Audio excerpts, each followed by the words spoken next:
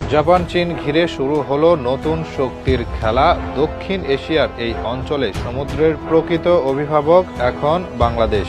সম্প্রতি চীন সফরে গিয়ে প্রধান উপদেষ্টা ডক্টর মোহাম্মদ ইউনূস যা বলেছেন, নেপাল, ভুটান এমনকি ভারতের সেভেন সিস্টার্সকে যদি সমুদ্র দেখতে হয় তবে বাংলাদেশ দিয়েই দেখতে হবে। এই সাহসী মন্তব্য এখন দক্ষিণ এশিয়ার বাণিজ্য ও কূটনৈতিক মহলে কাঁপন ধরিয়েছে। ভারতের অর্থনীতি ও ভূ রাজনীতির নীতি নির্ধারকরা এই বক্তব্যে মুখে ফেনা তুললেও বাস্তবতা অস্বীকার করতে পারছে না কেউ। কারণ বাংলাদেশ এবার সত্যিকারের সমুদ্র অভিভাবক হয়ে উঠতে শুরু করেছে। বহু বছর ধরে বন্দর নির্মাণ নিয়ে বাংলাদেশ নানান দেশকে নিয়ে টানাটানি করলেও এবার আর কোনো ধোঁয়াশা নেই। সব হিসাব নিকাশ শেষ করে ভারত, চীন, যুক্তরাষ্ট্রকে পাশ কাটিয়ে অবশেষে জাপানের সঙ্গে চূড়ান্ত হচ্ছে এই অঞ্চলের সবচেয়ে কৌশলগত বন্দর নির্মাণের চুক্তি।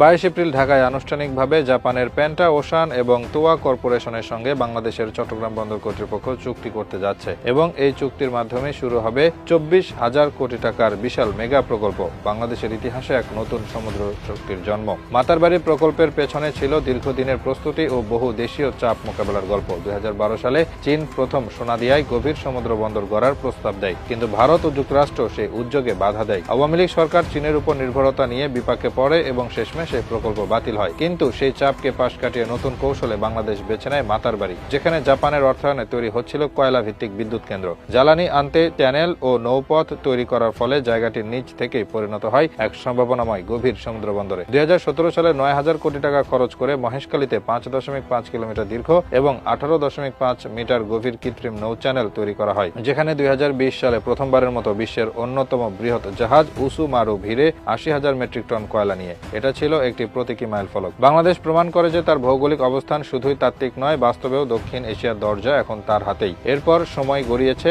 কিন্তু আন্তর্জাতিক কূটনৈতিক প্যাঁচে প্রকল্প পিছিয়ে গেছে বারবার। কখনো চীন, আবার কখনো ভারত। সবাই চেয়েছে বাংলাদেশকে নিজের ছায়ায় রাখতে, কিন্তু এবার সেই গণ্ডি ভেঙে ফেলেছে বাংলাদেশের কূটনীতি। জাপান হলো সেই নিরপেক্ষ শক্তি যার সঙ্গে চীনের যেমন সংঘাত নেই, ভারতেরও সরাসরি বিরোধ নেই, আর যুক্তরাষ্ট্র জাপানকে নিয়ে খুব একটা সন্দিহান নয়। তাই জাপানকে দিয়ে এই প্রকল্প বাস্তবায়ন মানে হলো সবাইকে এক প্রকারের ব্রডকাস্টেড মেসেজ দেওয়া, বাংলাদেশ এখন নিজের গন্তব্য নিজেই ঠিক করছে। 22 এপ্রিল চুক্তি সইয়ের পরপরই শুরু হবে প্রথম ধাপের কাজ। 460 মিটার দীর্ঘ কন্টেইনার জেটি এবং 300 মিটার মাল্টিপারপাস জেটি নিয়ে তৈরি হবে মাতারবাড়ি বন্দর টার্মিনাল। এতে জাপানের জায়গা পুরো ব্যয় বহন করবে। প্রাথমিক খরচ প্রায় 6,200 কোটি টাকা এবং এই টার্মিনাল শেষ হলে সেখানে 8,000 থেকে 9,000 কন্টেইনার ধারণ ক্ষমতা সম্পন্ন মাদার ভেসেল সরাসরি ভিড়তে পারবে, যা এখনো পর্যন্ত বাংলাদেশের কোনো বন্দর করতে পারে না। মাতারবাড়ি হবে একটি মাল্টি মোডাল ইন্ডাস্ট্রিয়াল গেটওয়ে, যা একদিকে বাংলাদেশের রপ্তানি বাড়াবে, অন্যদিকে ভারতের উত্তর পূর্বাঞ্চলের জন্য হবে বাণিজ্যিক প্রবেশপথ। ভারত এখন এই বন্দরের সুবিধা চায়, তাই